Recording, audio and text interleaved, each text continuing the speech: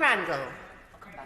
Speaker, free school meals have been part of the education system for over a century, and they are and have always intended to be an additional support on school days in term time. Lockdown disrupted education in a way that we probably haven't seen since the war. The lines between school, home and education became blurred. And in those extraordinary circumstances, I think it was right to temporarily amend the rules on school meal provision, so that those who would have received a meal, had school been open in the usual way, did not miss out. But as I understand it, what is now being proposed by this motion is something entirely different. It does not extend the system, but changes the very basis upon which support might be offered. Schools are now open, and those in receipt of free school meals will receive one at school. Indeed, the proposal in this motion was rejected by the Labour government when it was proposed in 2007. Now, it might be that this change is desirable. It could make a difference, but I would suggest that any such proposal should be considered not on its own, but as part of wider efforts to combat poverty. We are definitely facing a period of economic hardship, and the welfare system has rightly been strengthened.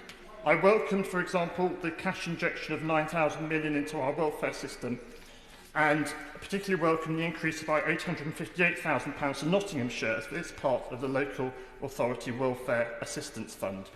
I further welcome changes like the national living wage and the raising the income tax threshold so that those on the lowest incomes pay no income tax at all, policies that will be of practical benefit to the poorest in society. I'm afraid I have I'm a little unclear as to how the opposition's proposals will work in practice. Is it the case that schools should be reopened at a time when they would normally be closed? Is there a desire amongst staff who have worked so hard recently to take on this additional responsibility? And what will be the additional costs and who will pick those up? I also hear from the benches opposite the name of Marcus Rashford being invoked.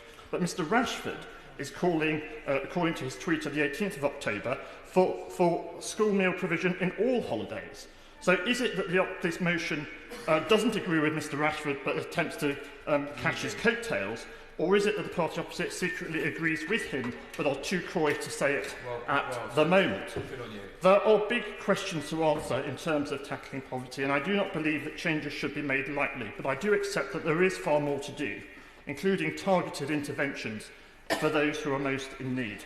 But for these reasons I have given, I regret I cannot support this motion in its unamended form today.